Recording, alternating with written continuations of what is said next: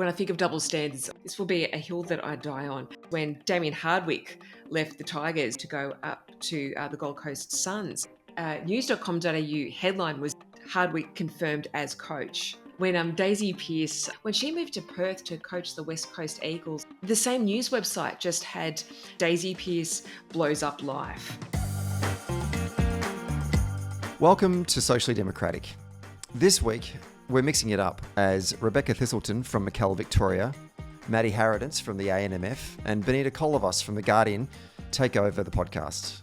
Rebecca weighs in on that weird, muddy sheer-gold rant. Benita explores the strange case of the growing political gender gap. Maddy tells us the story of a young backpacker who needed urgent help and shares what exactly is on the line at the next election. All that and much, much more coming up after a word from our sponsors. The presenting sponsor for Socially Democratic is Dunn Street. Dunn Street is a campaign agency that specialises in community organising. We only work with people who want to build power to make the world a better place. And if you want to create change in 2025, then hit us up at dunnstreet.com.au. A special shout out to all of our Patreon members as well. And you can join our community for free or for as little as $1.50 a month. And you too can help support this podcast. All paid members receive a welcome gift, so if you have recently signed up, please check your inbox for a message from our producer asking for your shipping address, because without that, then we can't send you your merch. And finally, today's episode is brought to you by Maurice Blackburn Lawyers. Maurice Blackburn has been fighting for workers' rights in Australia for more than 100 years. They believe the law should serve everyone and not just those that can afford it. So for empathetic and expert legal support, call Maurice Blackburn Lawyers today. All right, let's get on with today's episode. So it's Monday morning and we are getting ready for International Women's Day. And once again, Stephen Donnelly has agreed to hand over the microphone to three women talking about all things to do with politics and women in Australia in 2025. My name's Rebecca Thistleton. I'm the Victorian Executive Director of the Mackel Institute. And I'm joining you from Wadawurrung Country this morning. And I'm really pleased to be here with Benita Kolovos, who is the Victorian State Correspondent from The Guardian, and also the Assistant Secretary of the ANMF, Maddy Harradence. Good morning to you both. Good morning. Thanks for having us. Yeah. It's always really exciting when Stephen lets us do a mic handover. But this year, I feel like things are a little bit different. I feel like there was a little bit more optimism in this space when we came together last year.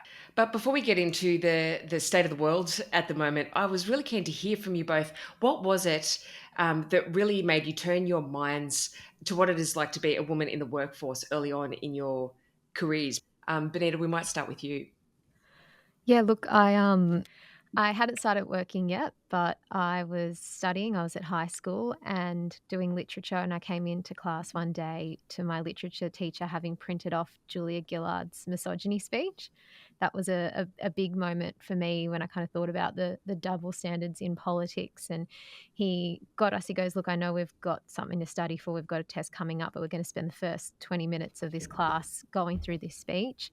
Obviously, like the narrative and the language that she'd used, but also he was saying that this is going to be a big deal in the future.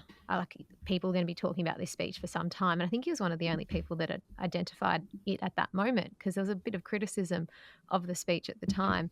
But that was kind of when my eyes opened to politics. It got me interested in politics. I'd always wanted to do like fashion or lifestyle or, something probably a little bit more fun and less soul destroying. But that's what kind of got me into politics and into, the idea of gender inequity as well. I love that, Benita. I love how positive that is. I love the fact that it was a man who was teaching you that not only recognised how important it was for young people to hear that speech, but saw just what a big impact it was going to have in the long term as well. I mean, you can, Emily's List actually sell that speech spelt out on a tea towel. It's a really good fundraiser for Labor women in politics. And the clip, it's always doing the rounds on social media as well. It's just always on TikTok. Yeah. It's grown a life of its own. And Maddy, for you, what was it in your early career that you would say really spelt things out, just the difference it is being a woman in your line of work, and how did that sort of influence your step into the union movement? Yeah, look, I am a registered nurse, so started my nursing career straight out of university and straight into school, into university, and went to an all-girls state school. So I feel like I've always either been in an all-female kind of environment and then in a female-dominated industry for sure in nursing. But look, I really think that my values and my interest in politics and standing up for workers and nurses and midwives really came a lot from my parents. My dad was a nurse. My mum was is a very strong feminist and has been an incredible survivor in her life. And then I went to an incredible school and I had some really impressive female teachers that I think really helped indoctrinate me into, the line of thinking that we can always want more as women in the workplace. We can always want more representation. We can always, I think we can achieve things collectively. And I've seen that through all of my education and upbringing. So I think, it's a positive story as well. I think I always had great role models that really led me to not just wanting to be a political nurse, but then represent nurses and midwives and carers in the union movement, which is an incredibly empowering place to work. So. That's so interesting because I was at an all-girls Catholic school as Oh, well, were and it you? was the Wow. exact same sort Yeah. of experience, girls, you can do anything you put your Yep. mind to. Absolutely. It's so great. Absolutely. My high school was an all-girls school, but then we merged with the all-boys school heading into year 10. Oh, God. And I don't think that there is an age that has a bigger impact on kids that when you're heading into year 10. And we were, although it was a Catholic female school, it was still quite progressive. It was the amalgamation of two schools in the 70s that had really defined my girls' school's identity. But we were merging with such a traditional Catholic rugby focused boys school that was traditional in every sense of the word, and it was an incredibly big culture clash as well for a bunch of young teenage girls. It was a really great way to radicalize a few of us, me in particular. But I feel like even though those of us that were at high school in the late 90s and the early to mid 2000s would have been aware of gender at a younger age compared to the generations before us, it really feels like politics has taken quite some time to catch up. And even the difference between having women in leadership positions and women in cabinets compared to previous governments that have not, I think we're starting to really see that play out in a lot of the policy and decision making that's coming through too.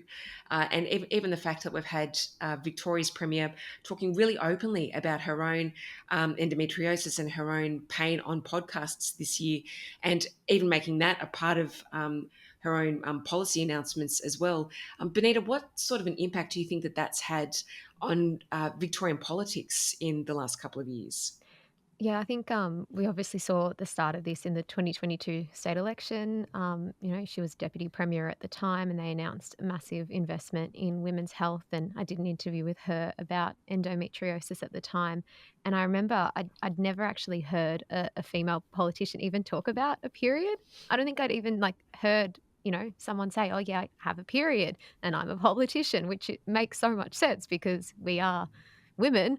So it was very refreshing to hear that sort of language. And I've noticed that throughout, as they're starting to implement the women's health hubs, the sexual and reproductive health clinics. There's now a mobile health clinic that's going out to remote and regional parts of Victoria.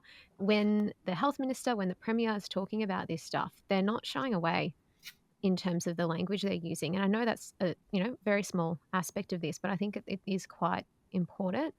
And I've noticed too, we've had the women's pain inquiry. We're going to have that handed down, I think, in the next couple weeks or so, which has been looking at, how the medical industry doesn't take women's pain seriously, or instead of, being referred on to another specialist, it might be, go lose some weight, or, have you tried going for a walk? That sort of thing where women get dismissed for, symptoms, and even things around research, right? All the research for so long has been done on male bodies, and our symptoms might not present in the same way, particularly when we're talking about heart attack. There's a now a women's heart clinic. I think all of that women's health piece is reflected in the announcements that we've been seeing coming out of the 2022 state election. And I think there's more coming in that space as well, and obviously federally too. So I don't think it's a coincidence that the more women you have at a leadership decision-making table, cabinet table, you lead to more of these sorts of policy announcements. I think obviously they're absolutely linked. In terms of some of the announcements that have been made and some of the resourcing that's been given to healthcare, to the sexual and reproductive health hubs and the First Nations specific hubs as well, I really hope too that it starts to bridge the gap for all of the women that come from parts of the community that aren't serviced by by healthcare, start to really notice the difference too in the amount of services that are available to them as well. And Maddy, be keen to hear your thoughts on that too. And what have you heard from your members since we've seen more progressive governments making these really big policy decisions? Yeah, absolutely. I think this is the good news story that we are really happy to talk about, in terms of investment in women's health. Like what Benita was saying in relation to normalising women's health conditions, I think we have seen at the highest level from our female premier a normalisation that conditions like endometriosis do require more research, more investment, more funding. The fact that, the average woman takes about 7 or 8 years to get diagnosed with endometriosis because of the barriers in relation to access and getting laparoscopies.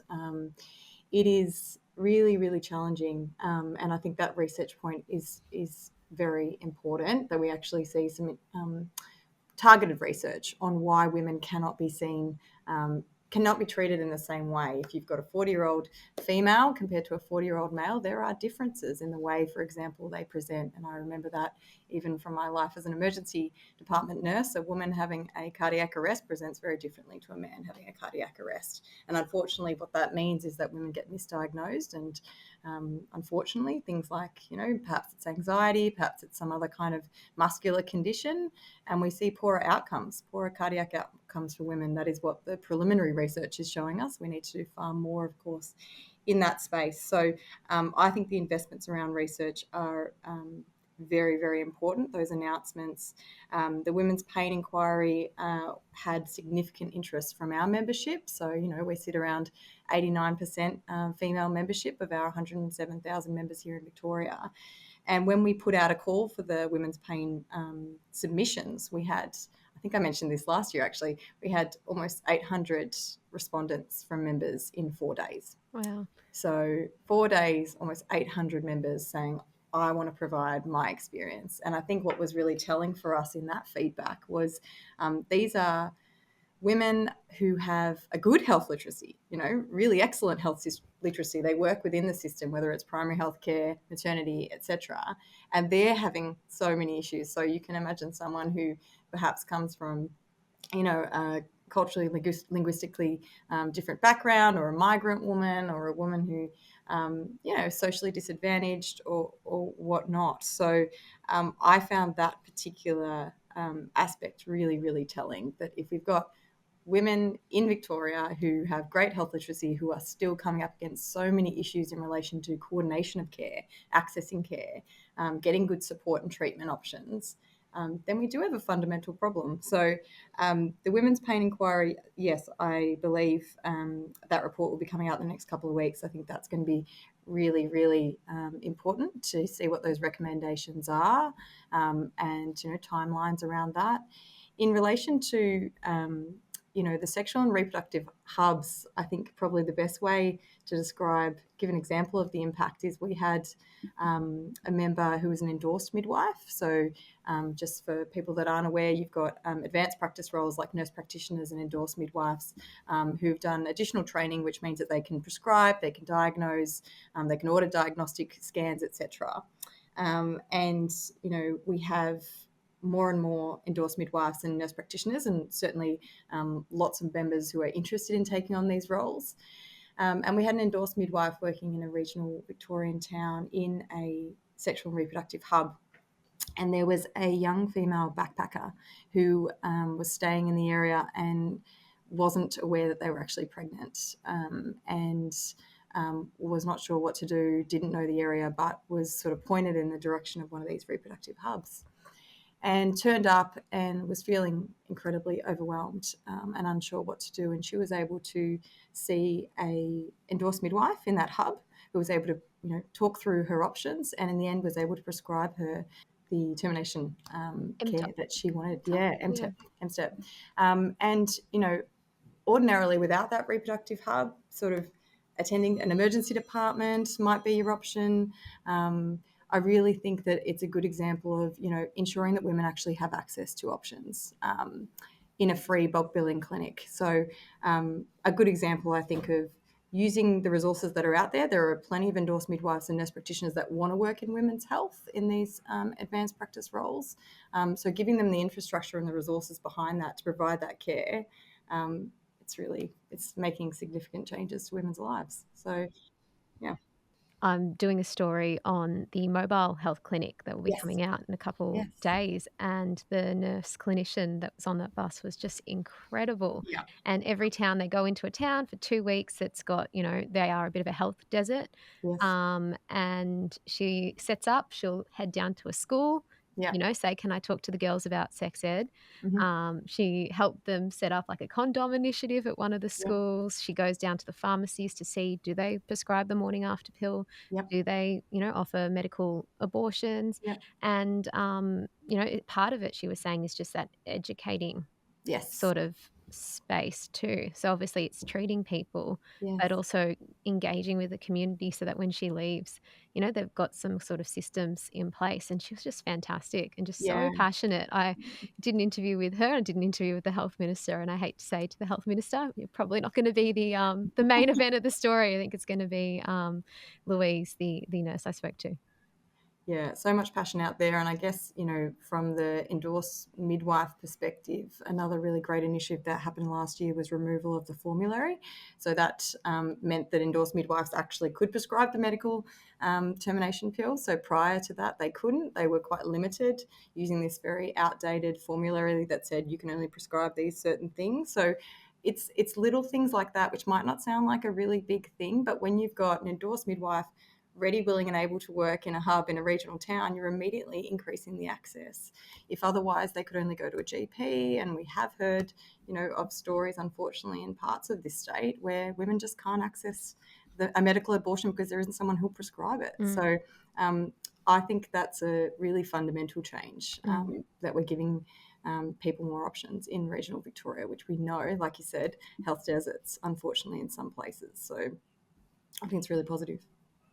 It's really just common sense too, but it's amazing how even when these sorts of initiatives are announced, there is always that little bit of conservative backlash from people that grumble about some of how resource intensive some of these initiatives might be, despite the longer term, the economic benefit that it delivers to communities, but also just this really dated perception that women don't necessarily have the right to access the healthcare that they want and have the body autonomy that they want as well. And in 2025, that's still a really unfortunate debate that we're continuing to hear so much about. But Maddy, in terms of what nurse practitioners are able to do and what endorsed midwives are able to do, the removal of the formulary rules to give them the freedom to prescribe a much wider range of medications and make medical decisions based on their own expertise and the relationship that they have with their patient. Is there other work that needs to be done to get rid of any further limitations to help them really allow their role and their positions to reach their full potential in how they service women? Yeah, absolutely. So there was, the endorsed midwife removal of formularies, and also an increase in the Medicare rebates announced last year as well. So nurse practitioners able to receive a higher rebate for consultations. But the fact of the matter is, I think the maximum that can be the maximum amount for nurse practitioners is still sometimes only about $70. So we've got this disparity, and I think value placed on nurse practitioners working in those advanced practice roles. I think there is absolutely scope to increase those rebates, Medicare rebates for nurse practitioners and endorsed midwives further. So I think that's one piece. We do still see some pushback, I guess, from some circles in relation to wanting to ensure, or perhaps sometimes it's a lack of understanding about what nurse practitioners can do. You know, we've got, like I said, a huge appetite out there amongst the membership for people to go and do their masters and become nurse practitioners, for example.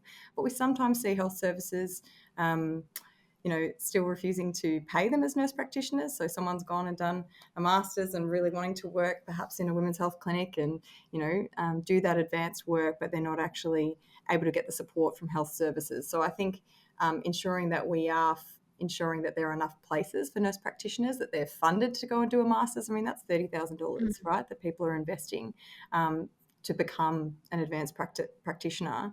If you're not actually going to get paid at a nurse practitioner level, we've got a disconnect there. So I think industrially, that's a piece of work for us in ensuring that, we may have an enterprise agreement that has a definition for a nurse practitioner and a pay rate, but we also need to make sure that government is aware that you can put all these strategies out, but you actually need to ensure that it's targeted so that that regional centre that is a health desert has funding to take on a nurse practitioner or funding to take on an endorsed midwife. So being quite strategic in the funding, I think, is quite important in our lobbying efforts when we're looking at these roles. So it's not just sort of carte blanche, we need nurse practitioners everywhere. Let's look at where the health deserts are. Let's look at where we need to improve the access to women's health. And then let's do some targeted funding in those areas, which is why the bus is so great. That you talked about, Benita, because it is bringing care to community, which is really important, I think, moving forward. Yeah, it must be so frustrating too to hear that there are occasionally people that won't pay people that have the qualification the full wage that they rightfully deserve. That's just infuriating. And especially when there's been so much work done by your union, Maddy, and also by United Workers Union as well for aged care, and also for childcare workers too, to really come together and unite in a call for higher wages too. What sort of impact do you think that having a higher wage does on the value that we as a society place on nurses, aged care workers, and early childhood educators?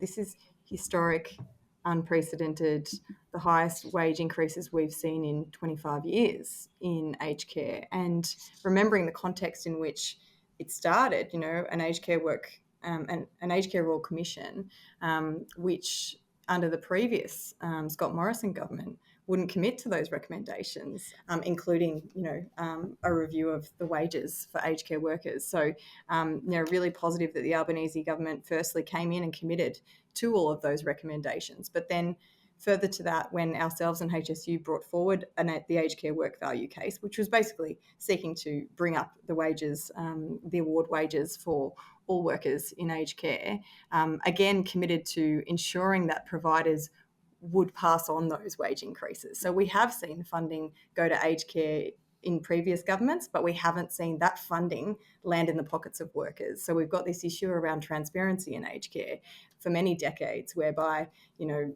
different governments would say, yeah, we'll fund them, we'll give them more money, but it never actually translated into an increased wage for those workers. It didn't get into the pockets of workers. So it has been incredible. 15 to 28% wage increases for aged care workers has meant that they feel more valued, that there isn't the same attrition, that for many, many, many years they've felt sort of I guess like the poor cousin sometimes of the hospital system, is what some of our members tell us. And I think it was a really important step in sort of saying, we value you, we value this work that you do.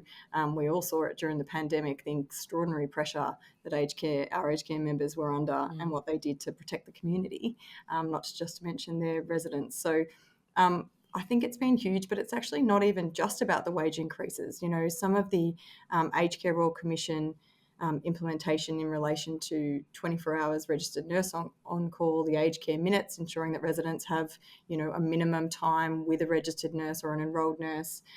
There's been a huge body of work that the federal government actually put into aged care, and I think if you think about some of the positive things that this federal government has done, we've kind of collectively maybe forgotten a little bit about just how much work's been done in aged care, from the wages to increasing the amount of qualified staff. Like, it's quite a considerable amount of work that's been done. So, yeah.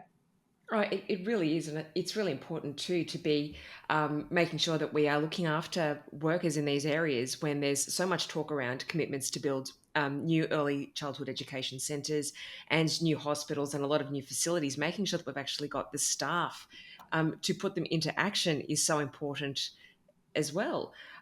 Benita, when announcements like that are made around things that are going to improve the rights of workers in these areas, do you think that there's enough media coverage and enough media interest in them, or is it seen as being too much of a niche issue? Yeah, it's a good question. Obviously, a lot of newspapers and online publications, we have seen fewer and fewer journalists on the industrial relations beat. It's not really a beat anymore at a lot of publications, and you do kind of need a lot of knowledge, right, to be able to write about EBA negotiations. We do them at my work. They're dense, they're extended, they go for a long time. So it is a bit of a shame that we aren't seeing as many people reporting on it.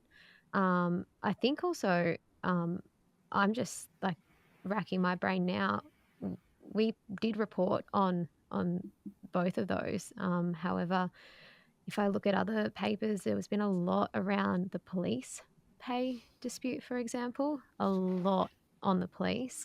Obviously, there was that press conference that they, hovered a helicopter over when the deputy premier was in Werribee around the time of a by-election. So maybe there's a bit more of an ability for them to have an impact, or, when you see the writing on a police car or on a fire truck. So maybe there's more knowledge that those things are going on. There has to be a bit of trust in the media as well to be able to talk to them about issues in your workplace, or the impact that a pay rise would have. And I know during COVID, a lot of aged care workers lost a bit of that trust in the media. So I can understand maybe that's why, if you went over with a microphone in tow and wanted them to speak to you about deeply personal things, they might not. So I think it's a difficult one, and I think it would benefit from more people reporting in this space. Yeah, most definitely. I think there's probably a lot of different subject areas across all parts of politics and public policy that would benefit from more journalists in this day and age. Unfortunately, it was one thing that struck me when some of these funding announcements were made, particularly around the wage rises too. It was almost like goes without saying, the Guardian was not among the publications that did this, but some of the almost like a pseudo fear campaign that came out of the idea that maybe the cost of aged care to you as an individual would increase, or what would rising wages for early childhood educators, what would that mean for your hip pocket as a parent? And it's the one time, though, that I kind of feel like some of the comments on the newspaper websites actually came through in the interests of the greater good. People saying, no, if my parents are going into aged care, I want the workers to be well paid. I want them to want to be there. And, every time you drop your child off at an early childcare centre, you want the staff there to be well looked after. Otherwise, the turnover is something that can be quite concerning as a parent too. And I think that is really unfortunate that there was a bit of that lacking in the media coverage too. Just the overall benefit to those of us in the community that are using aged care and early childhood services. It's a fantastic outcome. And it really is only achieved when you start to look after the staff. Yeah, I think about when my grandfather was in aged care and just how beautiful a lot of the staff were to him. He, didn't speak a lot of English. They didn't speak Greek, but they learned a couple Greek words. They try to make a big effort with him. And it's, I guess, one of those cases where unless you're experiencing it, you might not know about it. And it's great to see that there were people in the comment section, getting out there and defending it. That's right, yes. And with cost of living the way it is as well, you can't blame people for wanting to leave the job that they're in if they're not feeling confident that they can keep a roof over their heads or put food on the table. Mm. So if we don't start to look after these workers properly, then there really will be an exodus of workers. And with that in mind too, thinking about the difference made to the activity test for parents to be able to be making a claim on the childcare subsidies as well. When the activity test was dropped, there were a lot of comments around things like it just means that people are going to be putting their kids in childcare when they don't really need it, or mums are going to be dropping their kids off and going to Pilates instead of going to work. And I think that really goes to show just how unpaid care as well is something that is still really undervalued in society. Benita, do you have any views on that? Yeah, because obviously it meant that you could have a bigger combined income and claim that subsidy. And it's another one of those things when you actually talk to people in the circumstances, it's a no-brainer. But if you don't know their circumstances, you might not know that. Like, I know a lot of working mums that have come back to journalism after having kids, and their whole wage is going to childcare. And there comes a point where you go, is this sustainable for me in the long term? Will, to come back and work and to build up my career again, there has to be some sort of tangible benefit for doing that beyond paying childcare. This idea that we have to kind of pit everybody against each other, that person doesn't deserve that subsidy, or that person doesn't deserve help, or that person doesn't deserve a pay rise. It's not, obviously it creates a villain, it creates a story, it creates conflict, but probably not the most constructive way of looking at it or reporting on it.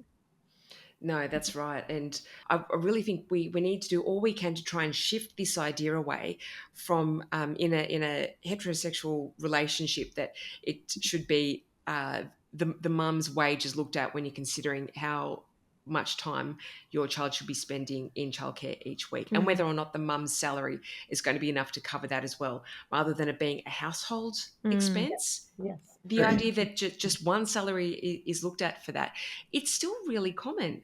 And I don't know what else we can do to move beyond that, but it's something that I think a lot of people still do without even really thinking about it. Why isn't it the whole family's income that's studied when you're making those sorts of decisions as parents? 100%.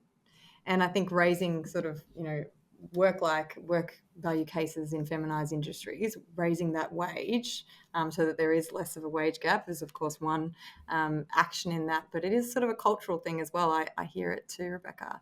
Oh, well, because I make less than my husband, I'd better reduce my hours. And it's strange.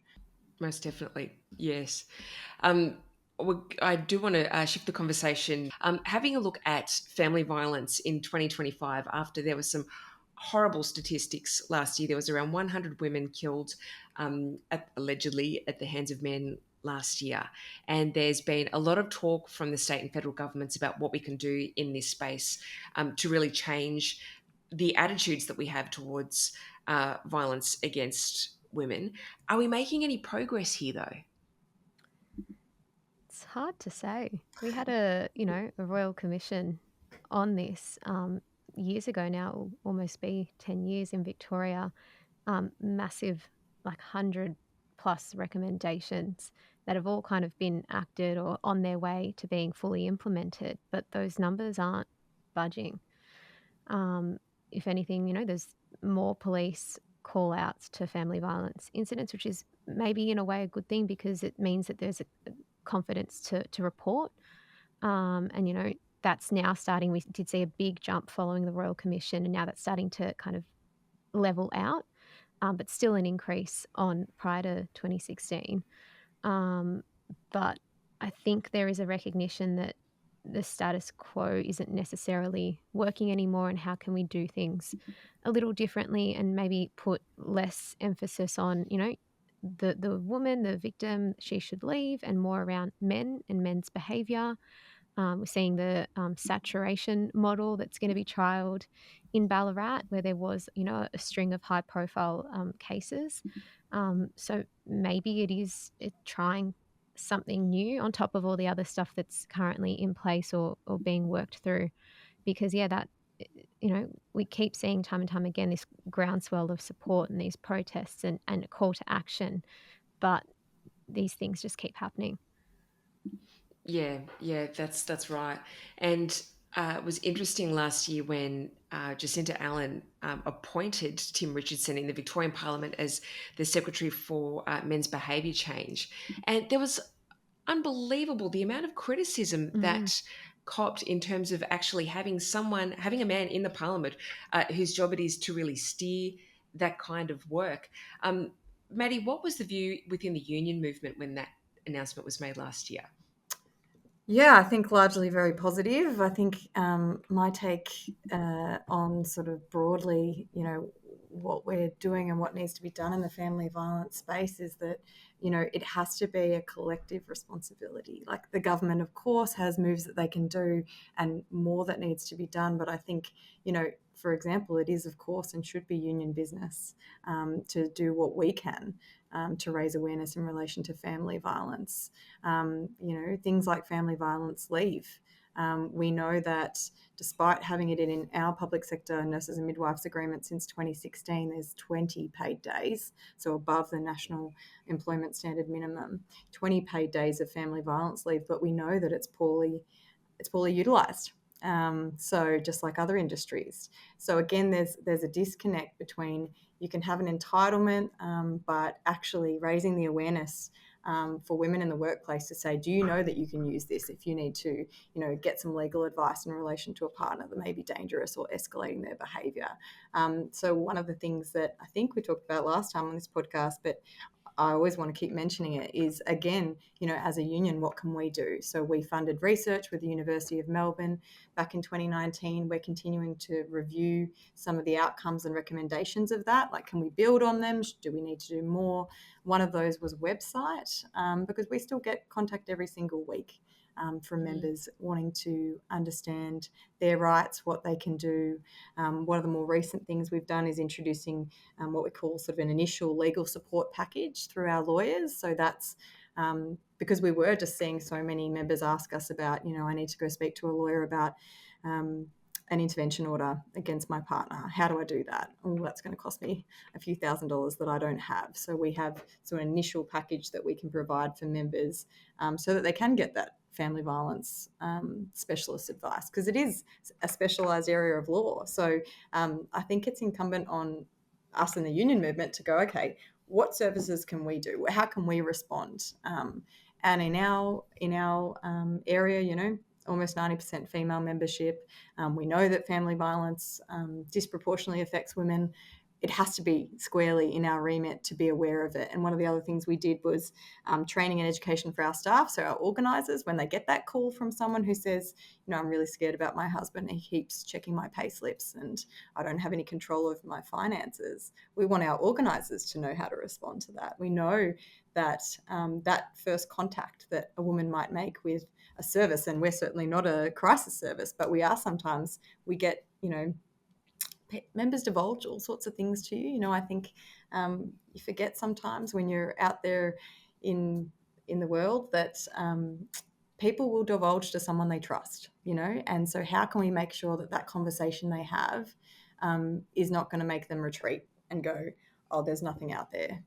How can we at least say, I'm not a crisis specialist, but I know of a bunch of services that I can refer you to, and we're your union. We've also got a package if you want to speak to one of our lawyers. So I think it's that sort of, they talk about it all the time in health, warm referral, making sure that if our members do contact us with a family violence issue, that our staff know how to respond to that. And I think we're doing some positive things in this space, but coming back to sort of industrial landscape, and there is always more we can do, and I think it is that awareness around the current entitlements that exist around family violence leave. We probably need to do some more specific research about why women aren't utilising those types of leave provisions, I think some health services in Victoria are doing some positive work. Like I know the Royal Women's has done some dedicated research of the experience of family violence in nurses and midwives some years ago. I think that's really positive. So I think there's lots of different positive pieces of work happening around the place. But, like Benita said, we're also just, it feels like still hearing about it all the time. And it's devastating every single time you hear about a woman in the news being killed or maimed by a partner. It's just horrific. So still lots more work to be done. Lots more work to be done. It's devastating, and it's also quite galling too. And there have been so many different initiatives announced and progressive steps taken, but still almost a reluctance. And sometimes it's just really, really difficult for women to access those services. And that goes to what you were saying a moment ago, Benita. It's interesting considering how many more women are coming forward and speaking up and calling police. But when it comes time to actually leaving a home and trying to find a new home too, in a cost of living crisis, when there's so many pressures on our housing market too, how much would the cost of housing at the moment be also making it difficult for women to leave? Oh, 100%. We are in a housing crisis. We're in a rental crisis too. If you go down, I was walking around my neighborhood on the weekend and there were queues out the door for rental properties. And if we're talking too about someone that's, escaping family violence, they might not be working. They might have to quit their job, or, a single income and paying rent. And if you've got kids, it's going to be multiple bedrooms as well that you're looking for.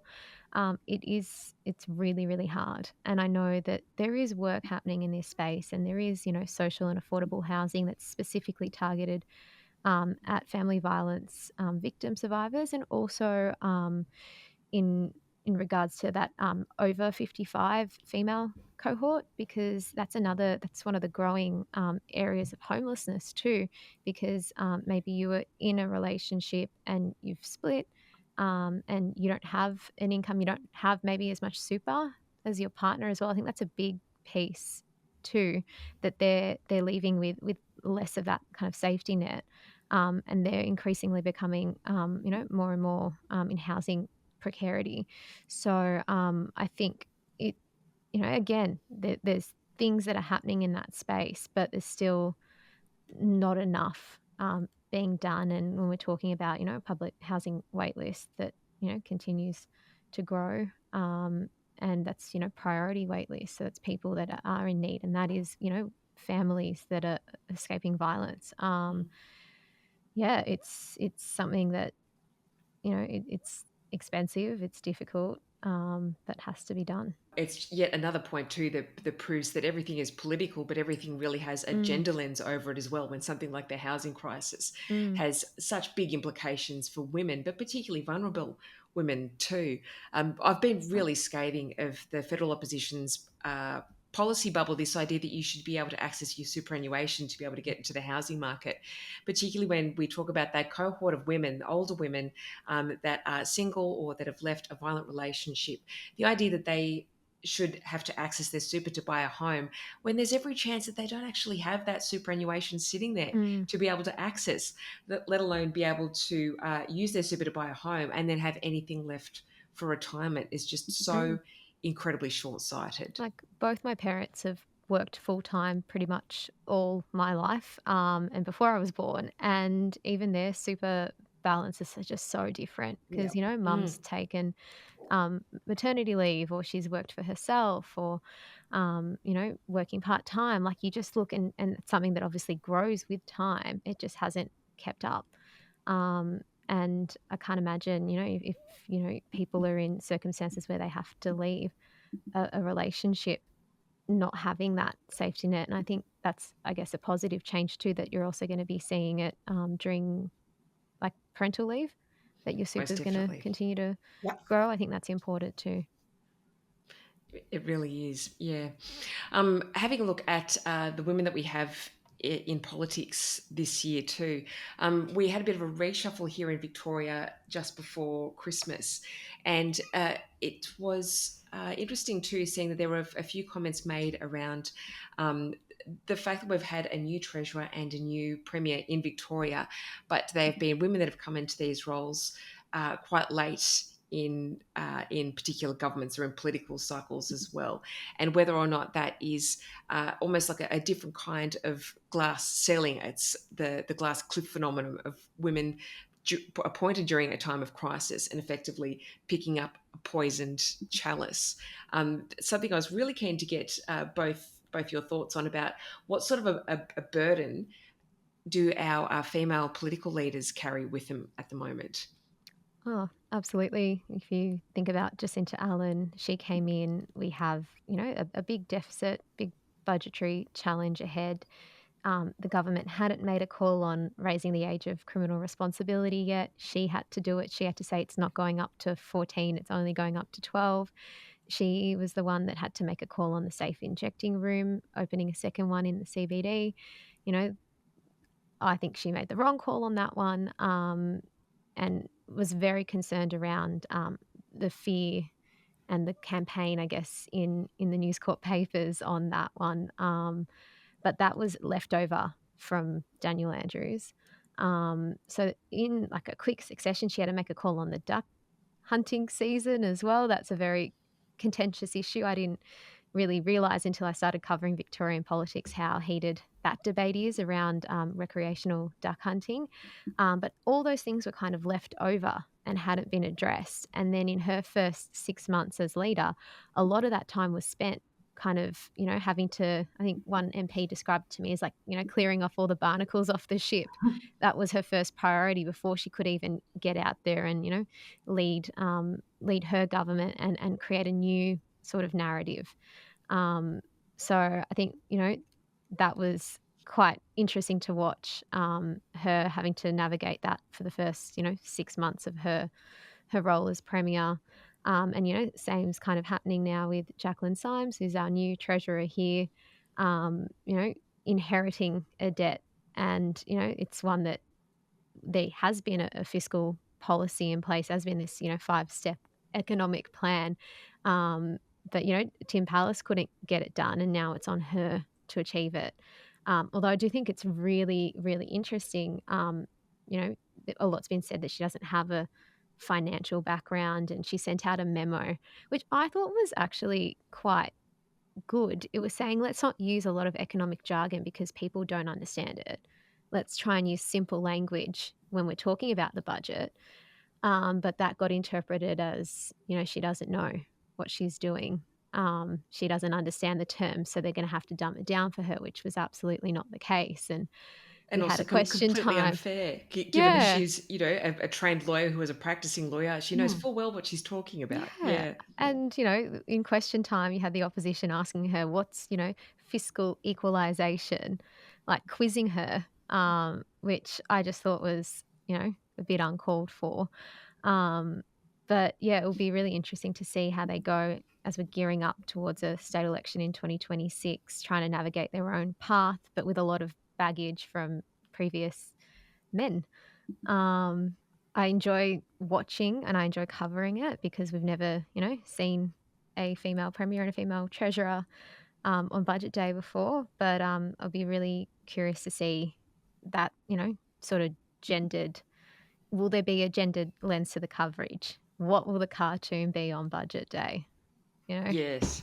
Yeah, we've already seen a disgraceful cartoon of Jacinta Allen just after she became premier. And I really appreciated Steve Bracks coming out and saying that in the entire time that he was Victoria's premier, there was never a cartoon of him that sort of made fun of him in the same way that Jacinta Allen was made fun of when there was a cartoon of her naked, just days after she became the state's premier. Proving the point entirely. Absolutely. Right? Yeah. Double standard. Really, really disgusting. Just like I don't ever remember hearing Tim Pallas questioned about his credentials to be the state's treasurer following his union background. Exactly. And even like Liberal treasurers too, right? Not all of them have come from economic backgrounds, and they've done the job. And there's always this thing around them having better credentials. So many of them were just as qualified as she is. Yeah, That's right. Michael O'Brien, also a lawyer as well. Yeah, Exactly. we're still seeing a lot of double standards, which brings me to sport and what we've seen in women's sport over the last little while. When I think of double standards, I'm still, this will be a hill that I die on. When Daisy Pearce, after she'd retired playing for the Demons, captaining the Demons to a grand final too, when she moved to Perth to coach the West Coast Eagles, the headlines about how she was moving her young family was entirely the focus. And, had to feel for the Eagles. The fact that they had managed to land a premiership player as their coach was completely overlooked. And the news.com.au headline was Daisy Pearce blows up life. Whereas when Damien Hardwick left the Tigers a few months earlier to go up to the Gold Coast Suns, the same news website just had Hardwick confirmed as coach.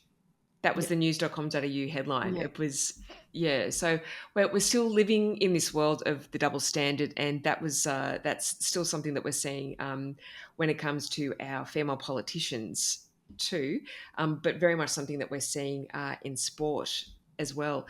And I think Sam Kerr this year, she was found not guilty, but still treated as though she was guilty of a really horrendous crime just a couple of weeks ago. I think that really shows just how much of a double standard there still is in Australian sports too. Is that something that either of you have a particular view on? I was going to say it's a double standard and it's a higher standard. I feel like female, sports stars are held to an impossibly high bar that you're just never going to reach it. And you look at all the, shenanigans that some of the young AFL footy players get up to, and they get away with it because they're lads, they're larrikins, they're young guys having a bit of fun. But same can't be said for young women. Yeah, I just think it's we're talking about representation, and the comments I heard the other day about the Matildas, and like I've got a 5-year-old who just still says he wants to be a Matilda, and I think that was such a positive moment in our culture when everyone was talking about the Matildas and women's sport and women's soccer, and I just think, why on earth would you as a commentator want to take away from that? It was something that I just surprises me and takes away from the real issue, which is, we're trying to lift women up, aren't we? Whether it's in sport or politics or wherever we are, if we continually start talking about, putting their family in the spotlight or their childcare arrangements or the question that never gets leveled to a man, then we're taking away from the issue at hand, and we're reducing them, I guess, to, well, you can't ever be a leader in your own right. You must be a leader and a mum, or a leader and a wife, or a leader. I just think, it's double standard, and it takes away from the real issues, and I think that's the biggest problem with it. Last week when Marty Sheargold was stood down from Triple M, and a lot of people said that it happened so swiftly because you can't say anything bad about women's sport anymore. But I think when we're talking about a commercial radio network, it was really clear really quickly that the network could see the impact that it was going to have on the advertising, on the very thing that pays everyone's bills at that radio station. How quickly they were going to lose a lot of money if they didn't get rid of Marty Sheargold. And that speaks a lot to the view that so many people have of the Matildas, but also you just can't talk about women on the radio like that anymore.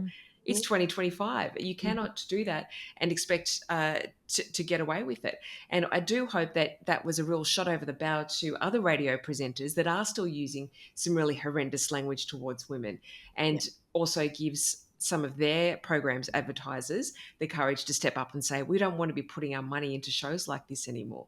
I'm not sure if you guys have seen the billboards that are around Melbourne at the moment with Kyle and Jackie O on it, and them saying, we're behaving, Melbourne. Come listen to us now. We're being good. Which Nobody believes them. Was so interesting, right? Because obviously that humour's been working so well for them in Sydney, and it's just not landing in Melbourne. And, we're not that far away. No, and it's still not going to make me shift from Bob and Chanel in the morning over to those two, that's for sure.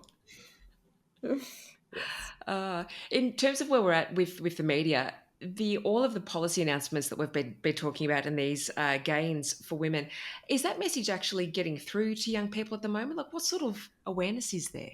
Yeah, it's a good question. And I remember when they announced in the 2022 campaign that they were going to, Labor was going to put free pads and tampons in public places. And I went and told my friends, oh, look at this announcement. How great is that?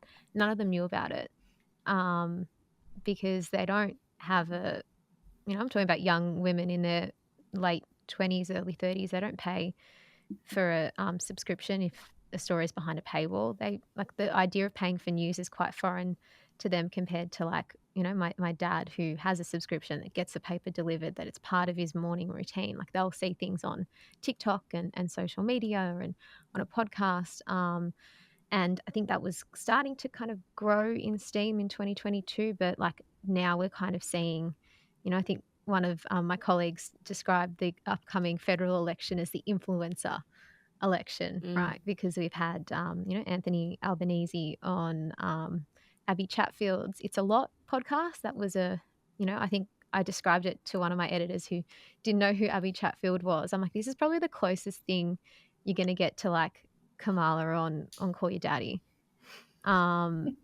It's, might not be on the same scale, might not have as many listeners, but that sort of audience, young, engaged women listen to Abby. So I think that was a smart call from him to go on that program. We've seen Jacinta Allen doing a lot on like the Squiz, what's the other one called? We've seen Jacinta Allen on the Squiz. We've seen her on the Daily Oz, doing interviews and podcasts with them on their Instagram channel. We've seen Peter Dutton on Mark Burris's show. I think Anthony Albanese was on there as well. So we are kind of seeing politicians moving into that non-traditional media, social media. Oh, and he was on Batuta Advocates podcast as well. So a recognition, right, that you've got to kind of meet people where they're at. And, that's a challenge for media and journalism to start thinking a little bit more about how can we do better or how can we engage those readers. And I found with us and what we're doing at The Guardian, a lot more kind of explainer type material is really helpful in that regard. We've got a great TikTok channel if people want like a news bite, and the podcast in the morning. I think one of the reasons I got into journalism was I found that the way that political news was written was quite alienating to young women in particular, right? Like you'd open up a newspaper, you didn't know what branch stacking was or pork barreling or what these words meant. And I always try when I am writing something to take people along with me. And if it's a word that, my best friend doesn't know, making sure I explain it. It's not that difficult. I think it's just sometimes we're caught up in it that we kind of forget that they might, what is very familiar to us isn't for them. So I always try and include, like every story I wrote on branch stacking, I had a, explanation of it. If there's factions within the Labor Party, what does that mean? How are they different? Who's in them? Things that I kind of take for granted because I've been covering this for so long.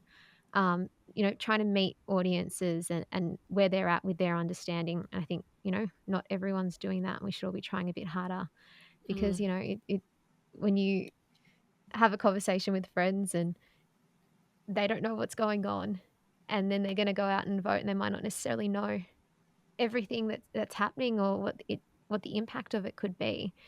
We want to make sure that they're going into a polling booth with all the information that they need to make an informed decision.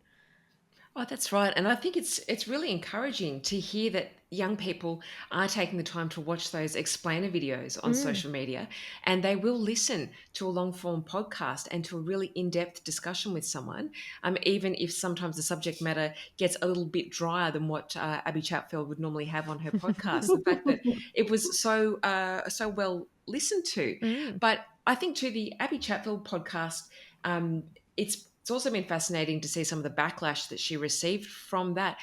And it wasn't just from conservative men on the internet, it was from progressive women. It was from women on the left tearing her down. And I think that's still a really big problem that we have on the progressive side of politics, is that almost reactionary style of wanting to rip in together when particular views or approaches to things don't necessarily align with the pure form of the game or what we think is going to deliver the best outcome.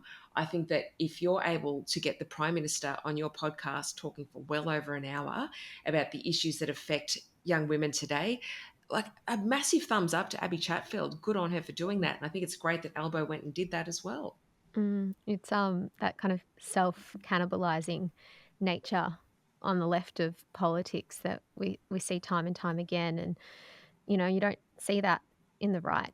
And, if we look over at the US election, right, like all sorts of different people that usually would have been ideologically completely opposed were all getting behind Donald Trump because that was in their interest. Whereas on the left, there was all these different debates and conversations and, splinter groups. And it just, you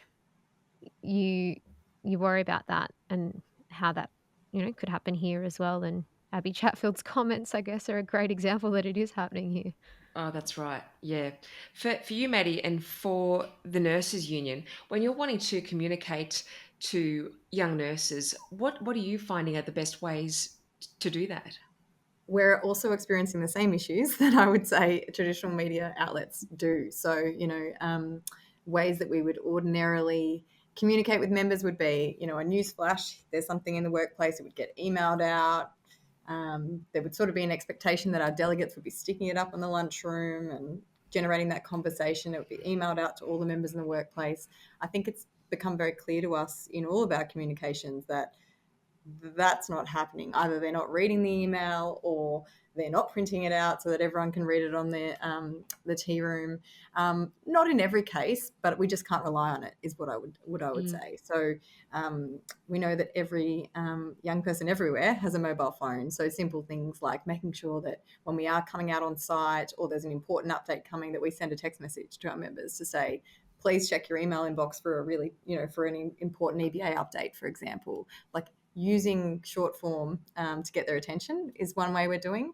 We are also dabbling a little bit more in social media. It's not something that we've sort of done so much of, I guess, in other ways, but I think most unions would say to you they're having the same issues where members aren't reading our emails or our newsletters. So what's the best way? So we got lots of traction, for example, end of last year, start of this year, with a big EBA campaign we were having at St Bees Private, which is kind of, we hope, coming towards an end at the moment. It's still got to go out to a ballot. But in terms of that campaign, we did lots more social media than we'd ever done, on site with members, etc. And we got huge amount of uptick in our followers on social media. So I think it kind of says a lot about, if you do that hand in hand with on-site organising, hand in hand with using sort of reminders, seems to work quite well, then you engage in a different way. And then they probably will read the email because they've seen the TikTok or they've seen the Facebook and they go, oh, I need to know a bit more about that. And it's hard. It's hard sometimes to summarize really important messages into a small bite-sized chunk. Like I find that So really hard. challenging. When people Yeah. ask me to write like an explainer rather than just a straight news story on something, Yeah. I always find that more difficult because you have to have all the information. You have to make it easy for people to understand. And sometimes you don't actually have the answers, and that kind of has to be reflected in the explainer as well. Yeah. So yeah, it is. I actually think it is quite difficult. And how would you both say that our political parties are going at communicating with people in this day and age?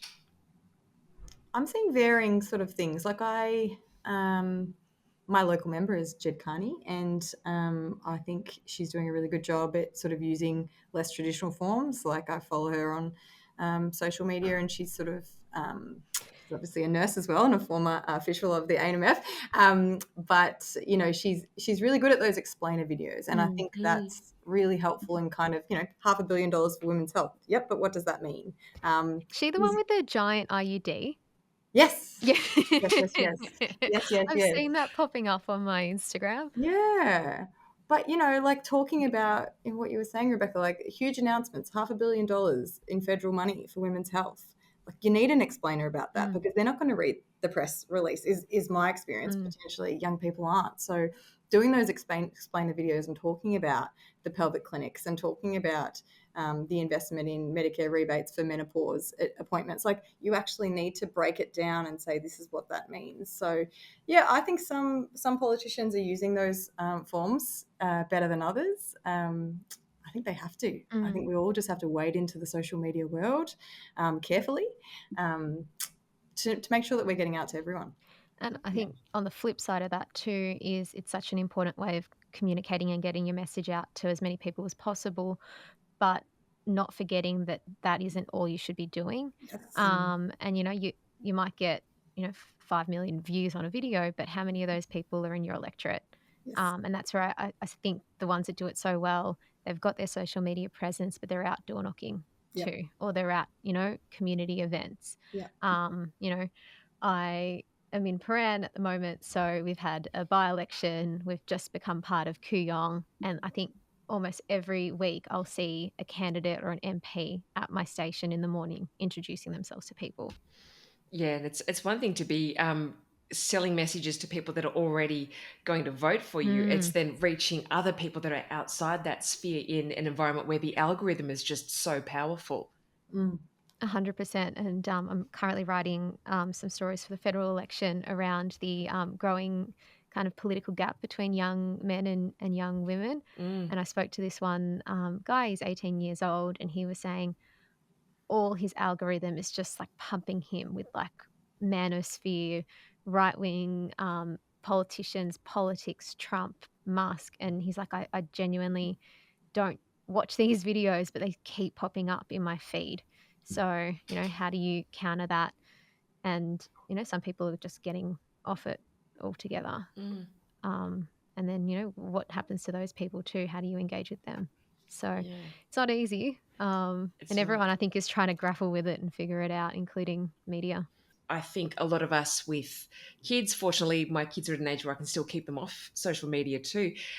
When we're not seeing that in our own social media, there can be that lack of awareness and no real sort of sense of urgency about what it is that we're exactly trying to protect our kids from as well. So my algorithm shows me progressive politics. It shows me a lot of feminist content. I'm not seeing some of that darker stuff, but I think that that's also a negative in its own way too. Well, how do you know what it is if you're not seeing it? Yeah. It's like when I got Facebook and it was new at the time. I think I was in year 9 at high school, and Mum said you can get Facebook, but I have to be one of your friends and I have to see everything that you're doing, which, was mortifying at the time, but very, very smart parenting for sure. Well and truly. So I want to wrap us up on a positive note. I want to hear what are you both optimistic about? What do you want to see coming through politically this year from our government, from what's being communicated? What's your path forward if you could go out and wave a magic wand and set things up for Australian women in 2025?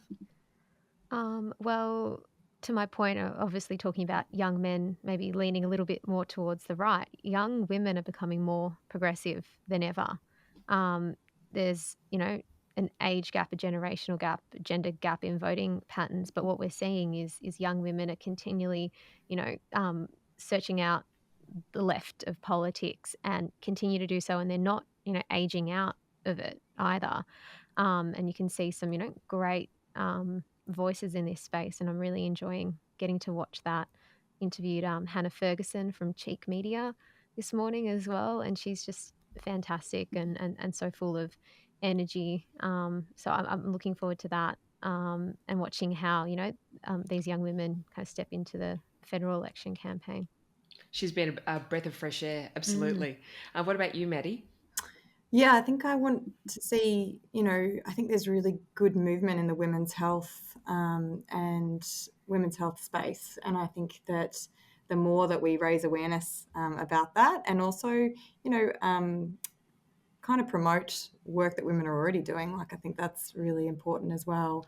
In terms of, my area, we've got lots and lots of election commitments in mind for the feds and also for the state election, of course. But in terms of, the federal government, I think there's already been some positive announcements in relation to Medicare.